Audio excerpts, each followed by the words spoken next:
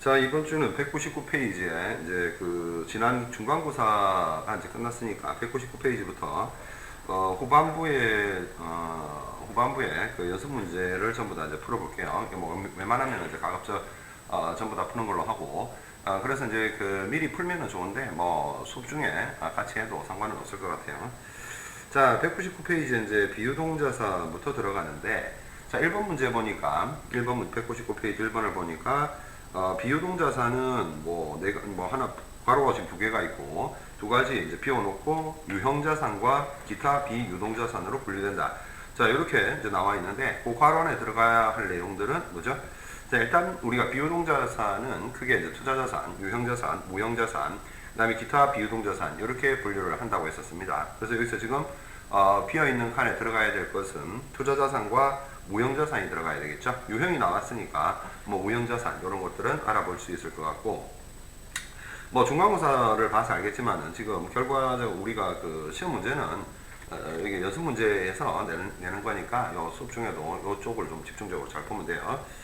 자, 유형자산을 두 번째 매입에 의해서 취득하는 경우에 취득원가는 구입 대금에 취득 시에 발생하는 모든 괄호 안에 들어갈 내용은 뭐죠? 우리가 일단 취득원가를 잡을 때는 해당 자산의 매입 가액에다가 뭘 가산해야 된다? 매입하는 데 있어서 추가적으로 지출된 부대 비용이 있죠. 이제 부대 비용을 가산을 해주어야 된다. 그래서 여기서 취득 시에 발생하는 모든 부대 비용을 포함한 금액으로 한다. 그래서 부대 비용이라는 표현이 들어가야 되겠죠.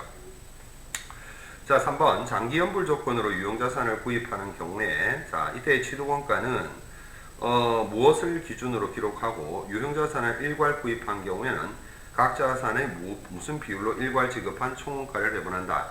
자, 장기 연불 조건으로 유형자산을 구입했다. 장기라는 표현이 들어가 있으니까 적어도 이제 1년 이상이라는 어떤 기간적인 요건이 필요하더라. 그래서 이제 1년 이상에 걸쳐서 나누어 주게 되면 우리는 이제 회계학에서 현재 가치라는 개념이 있죠. 그래서 현재 가치라는 개념이 있는데 그 현재 가치라는 개념을 도입을 해야 된다. 따라서 장기 연불 조건으로 유형자산을 취득하는 경우에 있어서는 해당 취득원가는 무엇을 기준으로? 현재 가치를 기준으로. 뭐 이제 답안에는 현가다 이렇게 되어 있는데 결국에 이제 그 현가라는 게 현재 가치라는 걸 의미하는 거죠.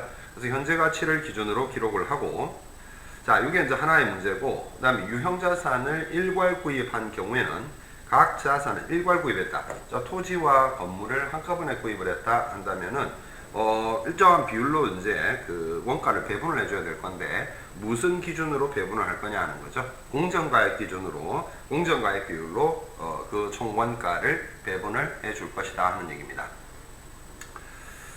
자, 네 번째입니다. 유형자산을 자가 제작할 경우에 제작에 소요된 모든 원가는 당해자산이 완성될 때까지, 자, 일단 유형자산을 스스로 자체적으로 제작을 한다. 근데 그 제작에 계속 어떤 원가가 들어가겠죠. 자, 그러면 그 자산이 완성될 때까지는 어떤 특정 유형자산이 되는 게 아니죠. 자, 그러면은 어떤 건설 중인 자산. 자, 자산은 자산이긴 하지만 계속 지금 원가가 투입되면서 진행 중에 있기 때문에 이것을 우리가 건설 중인 자산으로 처리를 한다. 그래서 건설 중인 자산 계정에 집계된다. 이렇게 표현해야 되겠죠. 그래서 괄호 안에는 건설 중인 자산이 들어가야 된다. 자, 다섯 번째입니다. 유형자산의 건설을 위해서 자금을 차입하고 이에 대한 이자 비용을 지급한 경우엔 이를 무엇이라고 하며 이렇게 되어 있죠. 무엇이라고 하며, 자, 여기까지 보면 유형자산의 건설을 위해서 자금을 차입하고 이에 대한 이자 비용을 지급했다. 그럼 위에 이제 건설 중인 자산하고 연결해서 이렇게 보게 되면은 이게 이자 비용을 지급했는데 뭐가 된다? 그러면은 이건 건설자금이자 이렇게 처리를 해야 되겠죠. 건설자금이자. 자, 이와 같은 차입금이 건설과 직접 관련이 있어 이를 금융비용에 이제 그 건설원가에 포함시키는 것을 우리가 금융비용의 자본화 또는 차입원가의 자본화 이런 표현을 씁니다. 그래서 결과적으로 괄호 안에 들어갈 것은 자본화라는 말이 들어가야 되겠죠. 자본화. 자, 여섯 번째입니다. 취득 이후에 유형자산과 관련된 지출 중에서 그 경제적 효익이 장래 기간에까지 장기적으로 영향을 미치므로 당해자산의 취득원가에 가산되는 것을 어떤 지출이라 하고 지출 효과가 단계에 국한되어 비용 처리되는 것을 어떤 지출이라 한다. 자, 6번 같은 내용은 우리가 자본적 지출과 수익적 지출에 대한 설명인데, 자, 요것은 이러한 그 내용은 앞에서 우리가 이제 자본적 지출일로 판단을 하려면 어떻게 되죠? 일단 어떤 특정한 지출을 통해서 내용연수가 연장이 된다거나 또는 어떤 결과가 나와야 되죠? 어떤 결과? 내용연수가 연장이 된다거나 아니면 자산 가치가 실질적으로 증가된다거나 이런 어떤 결과가 초래되게 되면 우리가 무엇이라 한다? 그것을 자본적 지출이라 하고, 수익적 지출이라는 것은 통상적으로 뭐 단순 교체, 뭐 어떤 수선 이런 부분들이 되겠죠. 여기서 이제 조금 표현이 조금 달라져 있는데, 다시 한번 보면 취득 이후에 유형자산과 관련된 지출 중에서 그 경제적 효익이 장래 기간에까지 장기적으로 영향을 미친다. 그 얘기는 결과적으로 내용연수를 연장을 시킨다든가 아니면 해당 해당 자산의 가치를 실질적으로 증가시킨다든가 이 두 개 중에 하나가 된다는 얘기입니다. 그래서 거기에 들어가야 될 것은 자산의 취득원가에 가산된다는 표현이 붙어 있죠. 따라서 이것은 자본적 지출이라고 해주어야 되고, 지출 효과가 단계에만 국한되어 비용 처리되는 것은 수익적 지출이라고 이야기를 한다는 겁니다. 그래서 6번 같은 내용은 상당히 중요한 내용이고 7번은 내용을 볼 필요가 없습니다. 자, 8번 문제를 봅니다. 토지를 제외한 모든 유형자산은 사용기간 동안 감가상각되며, 자, 이 내용까지는 알죠? 감가상각액이 결정이 되면 차변은 뭐가 됩니까? 감가상각비 계정에, 그리고 대변은 감가상각 누계액 계정에 기록이 되고, 취득 원가에서 감가상각 누계액을 차감한 금액을 뭐라고 한다? 그 자산의 장부가액이라고 하죠. 그래서 8번 같은 내용은 아주 기본적인 내용이기는 하지만 상당히 중요한 내용 중에 하나가 되겠죠. 자, 9번 문제 봅니다. 감가상각 대상액을 매 내용연수로 나누어 매 기간 감가상각액이 균등하게 계산되는 방법을 뭐라고 합니까? 똑같은 방법을 정액법이라고 하죠. 장부가액에 매기간 동일한 상각률을 동일한 상각률이 결국에는 같은 율이니까 정률이 된다. 동일한 상각률을 적용해서 감가상각액을 결정하는 방법을 정률법이란다. 그래서 8번, 9번 이런 내용들은 상당히 기본적인 내용이니까 반드시 숙지를 해줘야 되겠죠.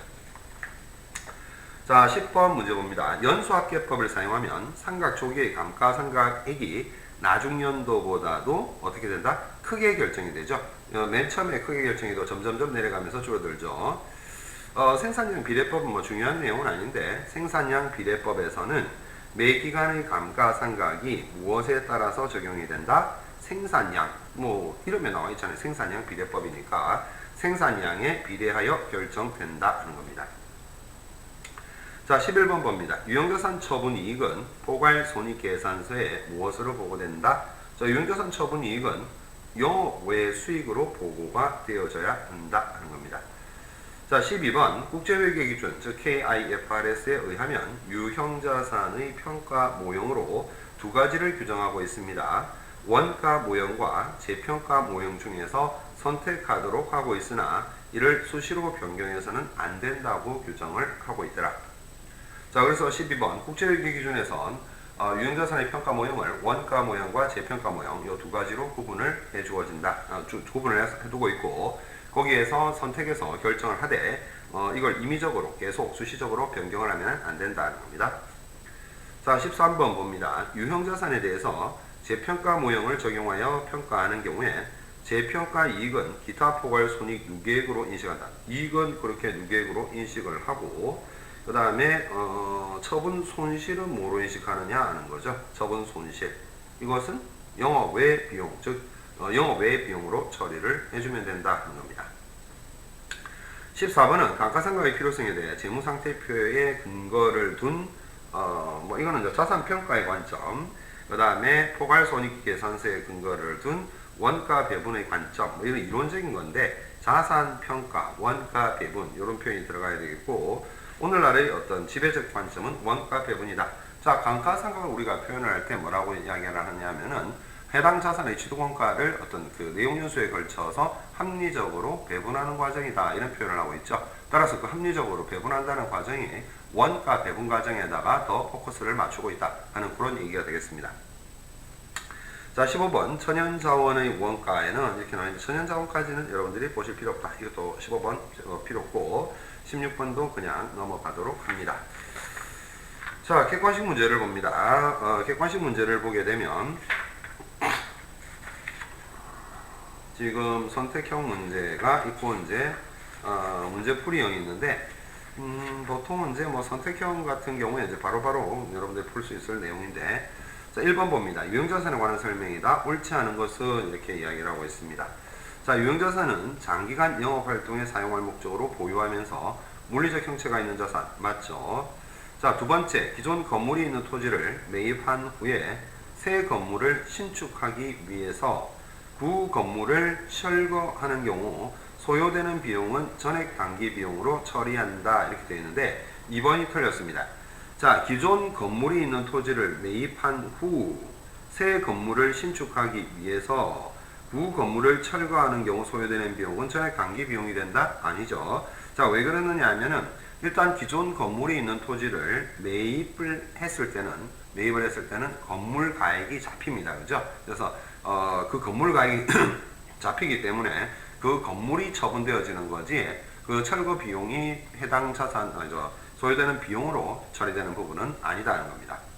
자, 세 번째, 토지와 건물을 동시에 구입하는 경우에도 별도로 각각 계상해야 되겠죠. 자, 이거는 이제 토지와 건물을 동시에 구입하는 것을 우리가 일괄 구입이라고 하는데, 일괄 구입의 경우에도 앞에 이제 우리 괄호안에 넣는 문제에 봤었지만은 정확하게 가격을 구분할 수 없으면 공정가액 비율로 해서 총원가를 나누어줘야 된다 했죠.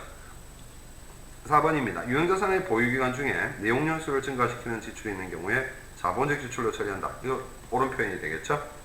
자, 5번 유형자산의 장부금액은 취득원가에서 감가상각 누계액을 제외한 금액이다. 자, 장부가액이라는 것은 취득원가에서 감가상각 누계액을 차감한 금액을 의미하는 것입니다. 자, 2번 다음 항목 중 토지의 취득원가에 산입해야 하는 것은 이렇게 되어 있습니다. 자, 토지의 취득원가에 산입, 진입로 보장비, 그 다음에 건물 신축을 위한 굴착비, 종합토지세, 뭐 이런 세금은 없죠. 구축물 공사비, 취득 및 등록세. 자, 취득 및 등록세 5번이 답이 되는데, 왜 그렇죠? 우리가 토지를 취득하는 데 있어서 지금은 다 취득세, 뭐 이렇게 취득세로 포함해서 생각하시면 될 것 같은데, 토지의 취득원가에는 이러한 취득세가 발생을 하게 되면 해당 토지를 취득하기 위해서 부수적으로 발생한 부대비용으로 보기 때문에 토지의 취득원가에 가산을 해 주어야 합니다. 3번은 공장의 장기신축공사 도급금액 중 일부를 선급한 경우에 분계 시에 차변 계정은 어떻게 되느냐? 자, 도급금액 중 일부를 선급했다. 지금 계속 지급하고 있는 상황이죠. 그러면 우리가 앞에 그 괄호에 넣는 문제를 봤을 때 자가 제작의 경우에 계속 투입되는 원가를 뭐로 본다 했습니까? 건설 중인 자산 계정으로 처리를 한다고 했었습니다. 자, 마찬가지다. 도급금액 중 일부를 선급했다면 이것도 이번에 나와 있는 건설 중인 자산 계정으로 처리를 해 주어야 된다. 자, 4번 문제를 봅니다. 기계장치를 45만원에 구입하고 운반비를 5만원 지급했으며 취득 관련 세금을 10만원을 지급하였다. 자, 그리고 이 기계장치를 시운전하는 과정에서 연료비가 10만원이 지출이 되었다. 이 기계장치의 취득원가로 얼마를 계산해야 되겠느냐? 자, 일단은 뭐 여러분들 지금 이제 계산형 문제가 뒤에 연습 문제를 풀면서 계산형 문제가 등장하기 때문에 같이 계산을 해보는 게 좋을 것 같은데, 자, 45만원에 구입했습니다. 그 다음에 운반비 5만원 지급했습니다. 등록세, 취득세 10만원 지급했습니다. 60만원.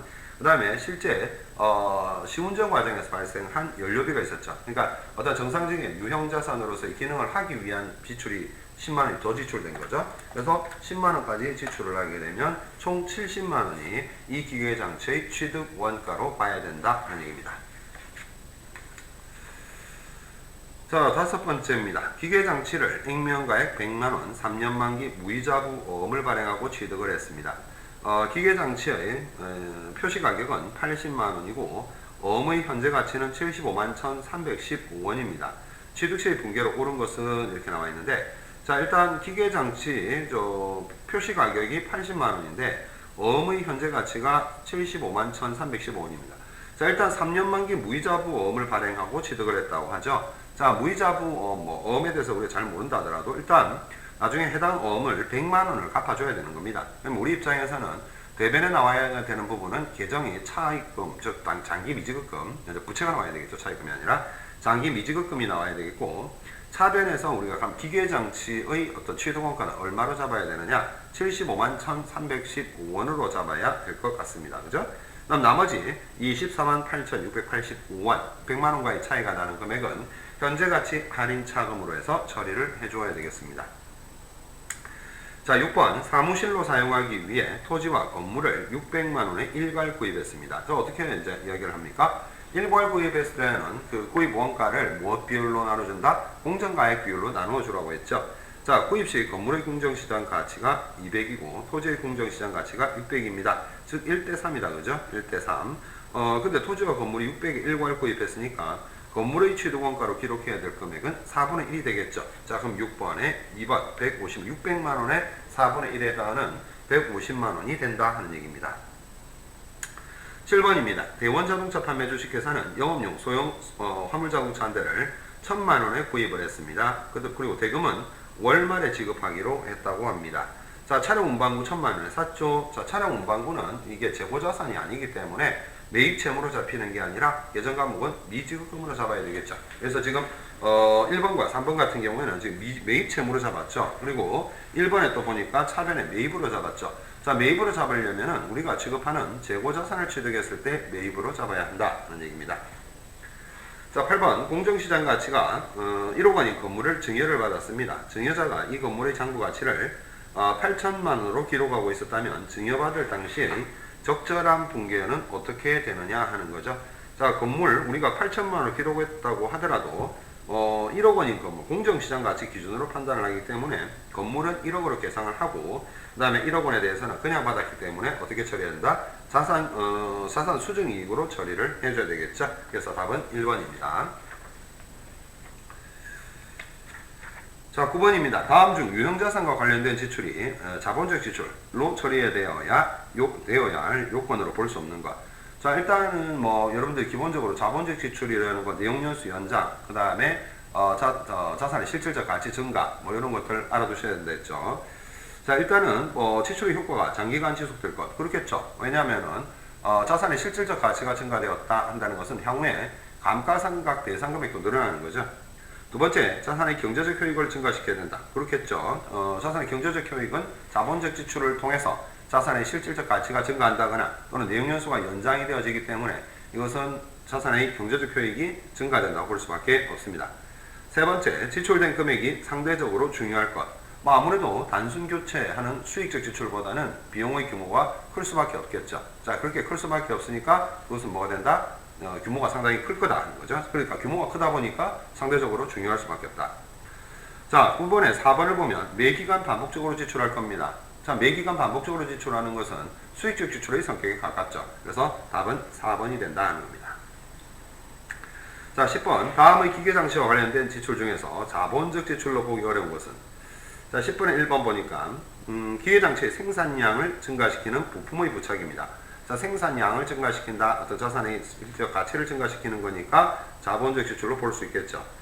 두 번째, 제품의 불량률을 감소시키도록 기존 부품을 첨단 기술 부품으로 교체를 했습니다. 제품의 불량률을 감소시키도록 기존 부품을 첨단 기술 부품으로 교체했다. 자, 아무래도 이 첨단 기술 부품으로 교체를 하게 되면 어떤 현상이 발생하죠? 자산의 실질적 가치가 증가되는 현상이 발생하죠. 세 번째, 기계장치의 성능을 유지시키는 윤활유 투입했다. 이것은 단순 교체, 유지, 뭐 이런 비용이 되겠죠. 그래서 3번의 경우에는 수익적 지출에 해당이 될 것이다. 자, 계속 이야기했었죠. 4번 보니까 우리가 어떤 특정 지출을 통해서 내용연수를 연장시키는 대폭적 수선을 이루어졌다. 이러면 이것은 내용연수 연장이라는 표현이 들어가 있으니까 뭐가 된다? 자본적 지출이 된다 하는 겁니다. 자, 11번 유형자산에 대해 감가상각을 하는 목적을 가장 적절히 기술한 것은 이렇게 되어 있는데, 자, 앞에서 우리가 원가 배분 개념, 그 다음에 자산평가 개념 중에서 현재 시점에서 지금 최근에 어떤 포커스는 어디에 맞춰져 있다 했다? 원가 배분에 맞춰져 있다 했죠. 원가 배분에 맞춰져 있기 때문에 4번 보면은 자산의 취득 원가를 체계적으로 기간 배분하는 것이다. 자, 12번 문제입니다. 다음의 자료에 의할 경우 취득 후 4차년도 말 기계장치의 장부가액은 얼마냐 하는 거죠. 이거는 이제 계산을 해봐야 되겠죠. 지금 정액법으로 생각한다고 있죠. 그럼 취득원가 60만 원입니다.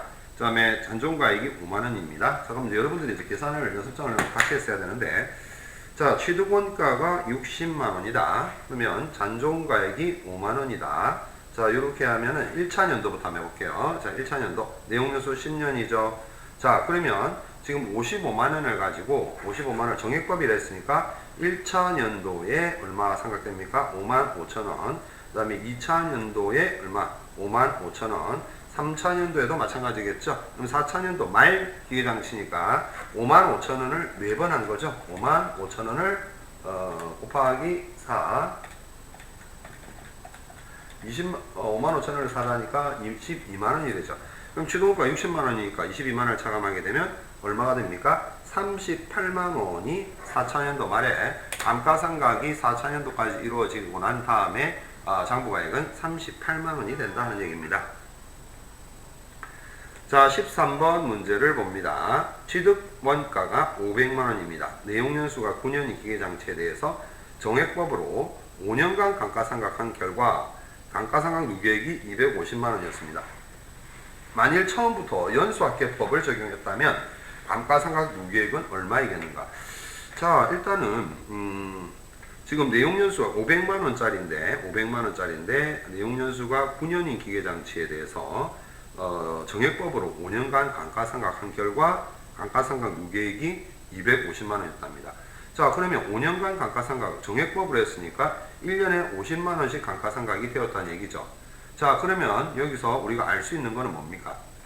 지금 잔존가액 제시를 안 해주고 있죠. 그 잔존가액이 없네, 정액법이라는데. 자, 그러니까 그걸 우리가 어디서 구할 수 있느냐 하면은 정액법 5년간 감가상각 해가지고 누계액이 250만 원이었다. 그럼 1년에 50만 원씩 상각했다는 얘기잖아요.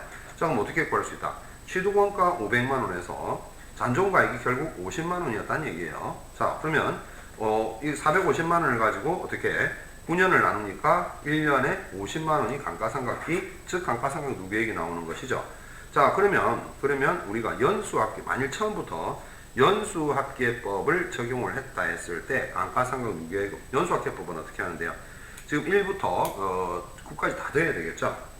그러면은 45분의 9, 첫 해에는, 둘째 해는 45분의 8, 3차년도에는 45분의 7, 4차년도에는 45분의 6 이렇게 되겠죠. 5차년도에는 45분의 5 이렇게 되겠죠.